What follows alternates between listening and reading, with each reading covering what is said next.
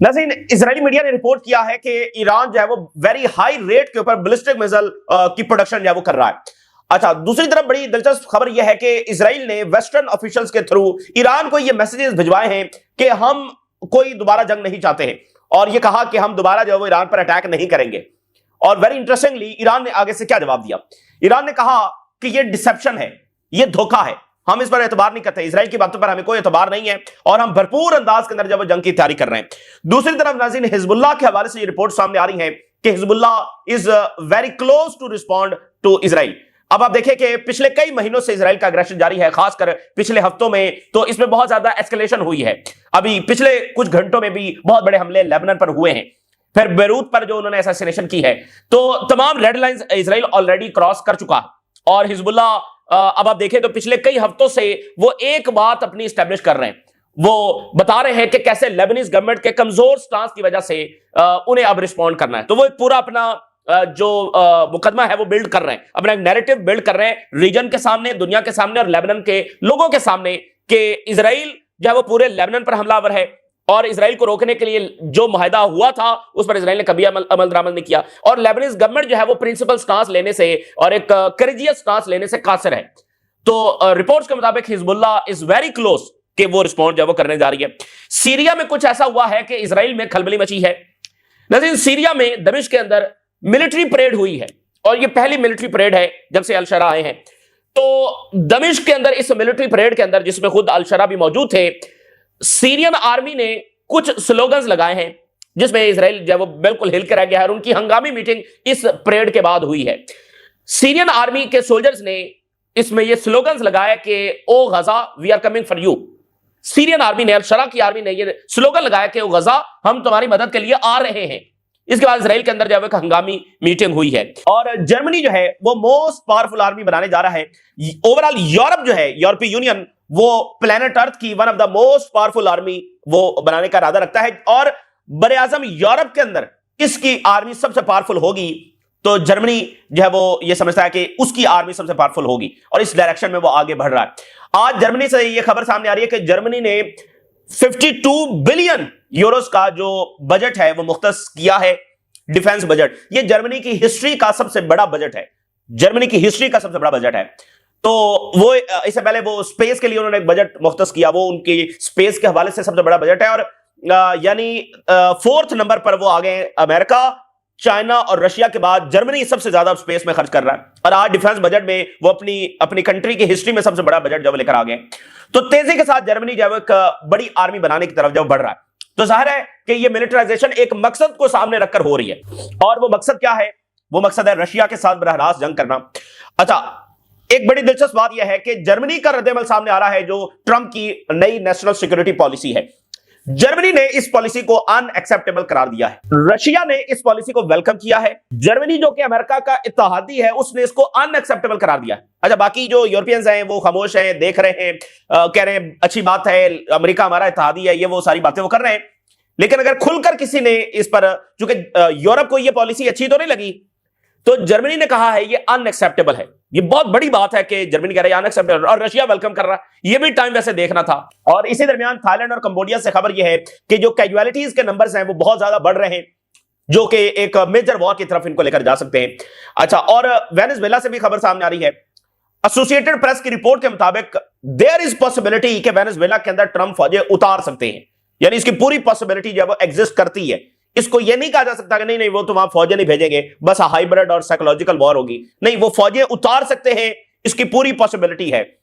और जाहिर है इसी इंटेलिजेंस रिपोर्ट के मद्देनजर ही तो प्रेसिडेंट मडोरो ने 8 मिलियन लोगों को जब हथियार दे दिए हैं और पूरे मुल्क को जब गोरिल्ला बैटलफील्ड के अंदर तब्दील कर दिया है। सबसे पहले हम ईरान से जो आने वाली हेडलाइंस हैं, इजरायली मीडिया की रिपोर्ट के मुताबिक ईरान जो है बैलिस्टिक मिसाइल प्रोड्यूस कर रहा है, और उसकी जो एफिशिएंसी है, जो रेशो है, वो बहुत ज्यादा है, यानी बड़ी तेजी के साथ ये प्रोडक्शन हो रही है। इजरायली आर्मी रिप्रेजेंटेटिव सेड कि ईरान जो है वो producing ballistic missiles at high rates, बड़ी तेजी के साथ ये प्रोड्यूस कर रहा है। और फिर इस खबर को जो है वो अल जजीरा रिपोर्ट कर रहा है। Israeli army warned in a secret session कि that Iran has accelerated production of ballistic missiles. And very interestingly, Israeli media के मुताबिक वेस्टर्न कुछ ममालिक के जरिए ईरान को मैसेजेस भेजे गए हैं इजराइल की जानिब से कि हम जंग नहीं चाहते हैं। Israeli messages relayed through western officials यानी वेस्ट को दरमियान में उन्होंने ऑफिशियल्स को कहा कि भैया हो सकता है स्विट्जरलैंड को कहा, क्योंकि स्विट्जरलैंड अमेरिका और जब ईरान में बातचीत होती है वो भी स्विस एम्बेसी के थ्रू होती है, तो स्विट्जरलैंड या बाकी या फ्रांस, चूंकि फ्रांस के सदर की भी कॉल पर बात होती रही है, इंडिकेटिंग कि इजराइल जो है वो एक और डायरेक्ट मिलिट्री एक्सचेंज ईरान के साथ नहीं चाहता है, ईरान के साथ एक और जंग नहीं चाहता है। और आगे से ईरान का क्या जवाब आया? Iranian official dismissed those assurances as deceptive. Iran ने कहा कि ये जो गारंटीज हमें दी जा रही है कि हमला नहीं होगा, ये धोखा है, हम इसको नहीं मानते। This increase the risk of miscalculation. Iran reportedly dismisses these assurances as deceptive and said कि another war with Israel is inevitable. Israel के साथ एक और जंग जो है वो नागुजीर है। ये ईरान का आगे से रद्दअमल सामने आया है। हमें कोई एतबार नहीं है इजराइल के ऊपर, हमें वेस्ट जो ये दरमियान में इन्वॉल्व होकर हमें ये गारंटीज दे रहा है उस पर भी कोई एतबार नहीं है, और हम किसी गलतफहमी का शिकार नहीं होंगे, और हम भरपूर तरीके से जंग की तैयारी कर रहे हैं। और हम ये समझते हैं कि इजराइल के साथ एक और जंग जो है वो नागुजीर है, बावजूद इसके कि ट्रंप की जो पॉलिसी आ गई, बावजूद इसके कि हमें ये इस तरह की बातें कन्वे की जा रही हैं, इन तमाम बातों पर हम रत्ती बराबर भी एतबार नहीं करते, और हम समझते हैं कि ये पार्ट ऑफ द स्ट्रेटजी है कि हमें गफलत में मुब्तला कर दिया जाए कि ठीक है अब हमला नहीं होगा और हम जरा रिलैक्स हो जाएं, हम गफलत में पड़ जाएं। नहीं, हम बिल्कुल इस पर एतबार करने वाले नहीं हैं, बल्कि ऐसी बातों से तो और कंफर्म होता है इजराइल अगर ये मैसेज भेज रहा है कि जंग नहीं चाहते हैं, तो मेरा ख्याल से ये तो ज्यादा खतरे वाली बात है, ये तो कंफर्मेशन है कि हमला होगा। तो इजराइल क्यों मैसेज ऐसा भेजेगा? अगर वो भेज रहा है एक जेनोसाइड करने वाला, जंगी जराइम करने वाला, और उसके इरादे वाजे हैं ईरान के हवाले से, और अभी नेतन्याहू एक पूरा केस नया बिल्ड कर रहा है और कह रहा है कि न्यूक्लियर अटैक ईरान अमेरिका पर कर सकता है, और ऊपर से ईरान को कह रहा है नहीं हम आपके साथ जंग नहीं चाहते, तो ईरान कह रहा है हम इस गफलत के अंदर जब नहीं आएंगे। अच्छा, अब इजरायली मीडिया ने हिजबुल्लाह के हवाले से ये रिपोर्ट शेयर की है। वो कहते हैं कि हिजबुल्लाह इस वक्त इजरायली हमलों के ऊपर साइलेंट है, खामोश है। लेकिन क्यों खामोश है? Because it is preparing for a strong blow that will change the rules of engagement. क्योंकि हिजबुल्लाह एक बड़े जवाब की तैयारी कर रही है, और ये एक ऐसा रिस्पॉन्स होगा जो रूल्स ऑफ एंगेजमेंट को बदल के रख देगा। वन डे ऑफ फाइटिंग जो हिजबुल्लाह के साथ होगी, that is equal to a full round with Gaza. Hezbollah tactics are different. अगर हम गाजा में कई हफ्ते लड़ते रहें और हिजबुल्लाह के साथ सिर्फ एक दिन हमारी फुल स्केल वॉर हो, तो वो बराबर है। हिजबुल्लाह के साथ जंग इतनी मुश्किल होगी। और यकीन मानिए, और ये बहुत सारी रिपोर्ट्स में ये साबित हो चुका है कि हिजबुल्लाह इस जंग की फातेह है। सीज फायर के वक्त इजराइल हारा हुआ था, उसके बाद जो कुछ इजराइल ने बदमाशी की है, ये तो लेबनान गवर्नमेंट के और रीजन की, जिन्होंने लेबनान के ऊपर दबाव डाला, ये इनकी हिस्टोरिक मिस्टेक है कि उस हारे हुए इजराइल को गालिब आने दिया गया। आप सोचिए, इजराइल का कोई सीज फायर से ताल्लुक है, फिर वो सीज फायर पर वहां पर मजबूर क्यों हुआ? अच्छा, ऐसे ही इक्वेशन ये है, ईरान के ऊपर ये अप्लाई करना चाह रहा था कि सीज फायर हो जाए और इक्का दुक्का स्ट्राइक्स ये करते रहे। ईरान का मैसेज गया कि अगर एक स्ट्राइक होगी ना, तो यहां से कम 20 मिसाइल भेजेंगे, हो सकता है 50 भी हो जाए। तो अब आप देखें, अगर कोई एक सीज फायर ऐसा है कि जो हुआ है और उसकी एक भी वायलेशन नहीं है, तो वो ईरान का सीज फायर है। तो वहां पर इजराइल बदमाशी नहीं करता, लेबनान में क्यों करता है? तो वो जो रीजन ने और लेबनान ने कमजोर स्टांस लिया, उसने एक हारे हुए इजराइल को बदमाश बनने का मजीद मौका दिया। बस इतनी सी बात है। इजराइल हारा है, और देखिए जब ये रेजिस्टेंस ग्रुप्स लड़ते हैं इजराइल से या किसी कन्वेंशनल आर्मी से, तो हार और जीत का पैमाना क्या होता है? ये जो ग्रुप्स हैं, ये सर्वाइव कर जाए तो ये फातेह कहलाते हैं, क्योंकि ये कोई कन्वेंशनल आर्मीज नहीं है, इनका सर्वाइवल ही इनकी फतह होती है। तो हमास और हिजबुल्लाह को क्रश करना ही उनका मकसद था, और वो नहीं कर सके। हिजबुल्लाह और हमास दोनों ऑर्गेनाइज्ड तरीके से अभी भी मौजूद हैं। वहां हमास की टनल्स मौजूद हैं, हमास के थाउजेंड्स ऑफ फाइटर्स मौजूद हैं। यहां हिजबुल्लाह एक बड़ी पावर के साथ मौजूद है, और जब वो आएगी मैदान में तो सबको पता भी चल जाएगा कि उसकी क्या पावर है, जब हाइफा में, तल अवीव में मिसाइल बरसेंगे। अच्छा, बहरहाल एक और खबर यह है कि अमेरिकन इंतजामिया ने अरब और इस्लामिक प्रेशर के अंदर जो है और उनकी डिजायर के मुताबिक टोनी ब्लेयर को बोर्ड ऑफ पीस से हटा दिया है।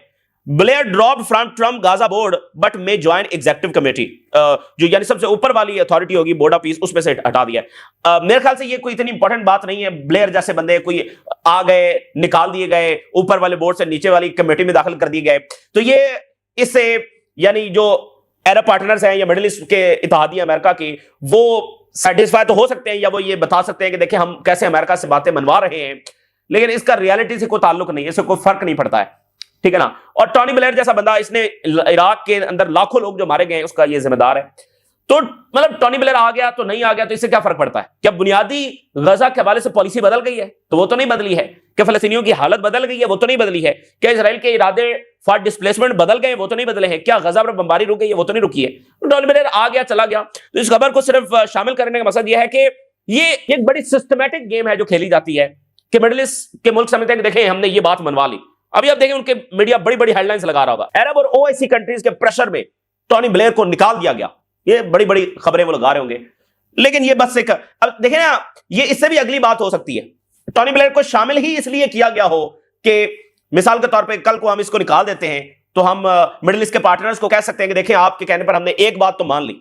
तो जब इसे अगली डिमांड करने के लिए मिडिल ईस्ट के कंट्रीज कहेंगे ट्रम्प इंतजामिया को, वो कहेंगे देखें आपके कहने पर पहले हमने टोनी ब्लेयर को तो हटा दिया, अब आप कह रहे हैं कि ये भी हम करें, तो देखें ये तो ऐसा तो नहीं ना हो सकता, आपकी कुछ बातें हमने मान ली है, सारी तो नहीं मानी जा सकती। तो ये भी होता है, ये भी यानी उस खेल का हिस्सा है।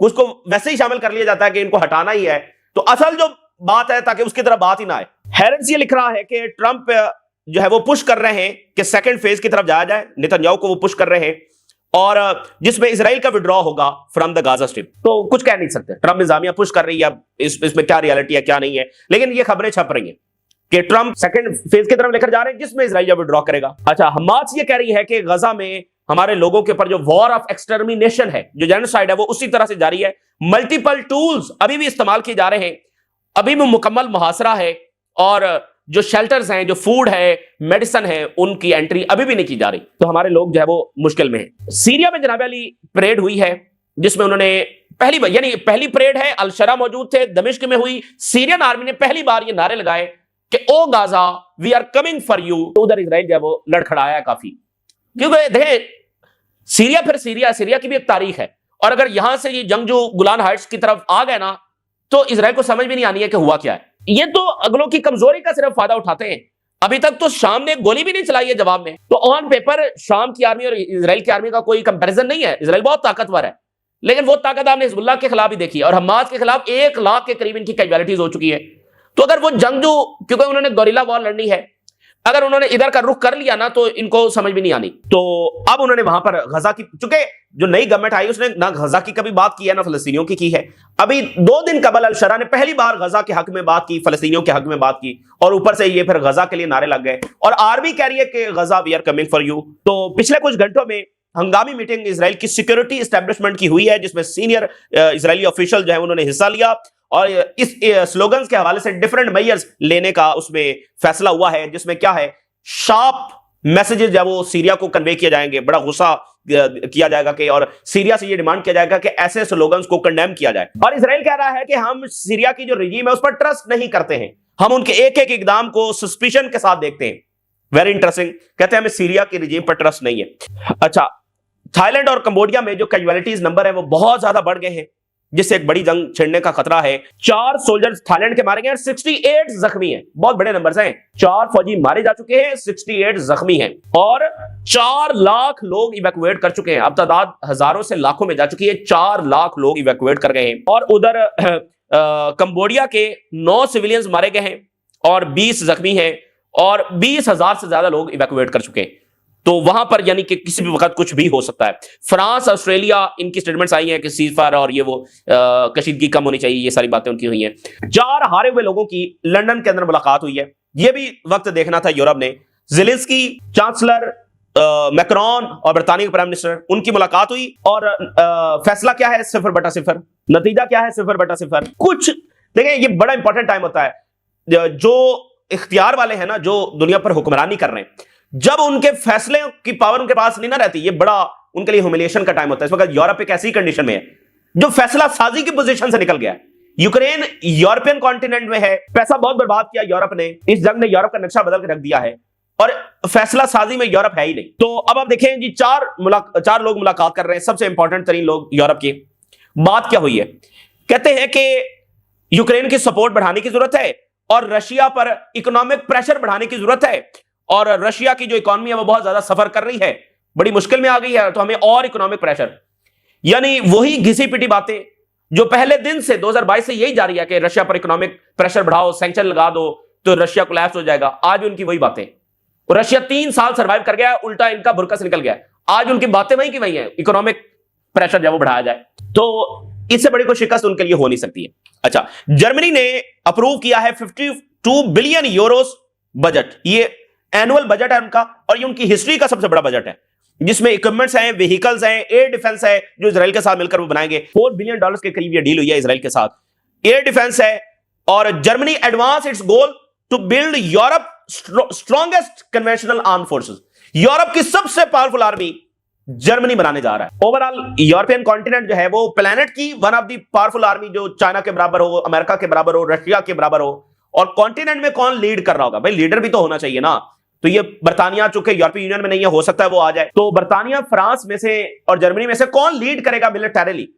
तो जर्मनी का ये इरादा है कि वो लीड करे। Germany is preparing to approve a landmark military budget worth 52 billion euros. ये एनुअल कमिटमेंट है in the country's histories for defence equipment, जिसके अंदर 73 मेजर प्रोजेक्ट शामिल होंगे। इसके अंदर F-35 शामिल है, इसके अंदर मिसाइल्स शामिल है, इसमें ड्रोन शामिल है, इसमें एयर डिफेंस शामिल है, व्हीकल्स हैं, स्मॉल आर्म्स हैं और इसमें इजराइल यानी इसमें शामिल है। इजराइल के साथ मिलकर बहुत सारे प्रोजेक्ट्स होंगे। जर्मनी ने कहा है कि यूएस की जो नेशनल सिक्योरिटी स्ट्रेटजी है दैट इज अनएक्सेप्टेबल। बहुत तारीखी लम्हा से हम गुजर रहे हैं। मतलब इस दुनिया के बारे में किसने सोचा था कि यह भी होगा? अमेरिका की नई पॉलिसी आई है, रशिया कह रहा है ये तो हमारे विजन के मुताबिक है। राम साहब क्या खूब आप पॉलिसी लेकर आए हैं। जर्मनी कह रहा है दैट इज अनएक्सेप्टेबल। जर्मनी को और यूरोप को बहुत जोर की लगी है पॉलिसी। और पॉलिटिको, ये अमेरिका का एक बड़ा मीडिया है, इसने लिखा है कि Trump does not rule out sending US troops to Venezuela. यानी इस बात की कोई कंफर्मेशन नहीं है, यह बात जरूरी नहीं है कि फौजें वेनेजुएला में भेजी जाएंगी। लेकिन आप यह भी नहीं कह सकते कि नहीं फौजें तो जाएंगी नहीं, फौजें जा सकती हैं, इसकी पॉसिबिलिटी है। हां, कंफर्मेशन नहीं है, हो सकता है जरूरत ना पड़े, लेकिन तैयारी पूरी है, वेनेजुएला में फौजें उतर सकती हैं। ये बहुत बड़ी जंगें हैं और बहुत बड़े वाकयात हैं जो हमारी आंखों के सामने होने जा रहे हैं। सीएनएन ने खबर जारी की है। सीएनएन ये कह रहा है कि वेनेजुएला की जो ऑपोजिशन है उसने ट्रंप इंतजामिया के साथ मिलकर प्लान्स तैयार कर लिए हैं। और वो क्या प्लान है? Post overthrow of Maduro. The plans are being drafted quietly and extreme secrecy. बड़ी खामोशी के साथ खुफिया अंदाज के अंदर ये प्लान्स बनाए जा रहे हैं। All options for fulfilling the power vacuum, ये तमाम ऑप्शन जेरे गौर है। सिविल वॉर छिड़ जाती है, फौज आकर मडोरो की यानी उसी विजन के तहत पॉलिसीज को आगे बढ़ाती है। प्रेसिडेंट मडोरो का अगर तख्ता उल्टा जाता है तो जो पावर वैक्यूम होगा उसमें कैसे उसको फिल करना है और अमेरिका की नुमाइंदा गवर्नमेंट कैसे लेकर आनी है, इसके सारे प्लान्स वेनेजुएला की अपोजिशन। अच्छा, जो रियल अपोजिशन है ना वो तो प्रेसिडेंट मडोरो के साथ खड़ी है। उनकी पीसीवी एक कम्युनिस्ट पार्टी है, बहुत पावरफुल, उसकी बड़ी हिस्ट्री है, पुरानी पार्टी है पिछली सेंचुरी से।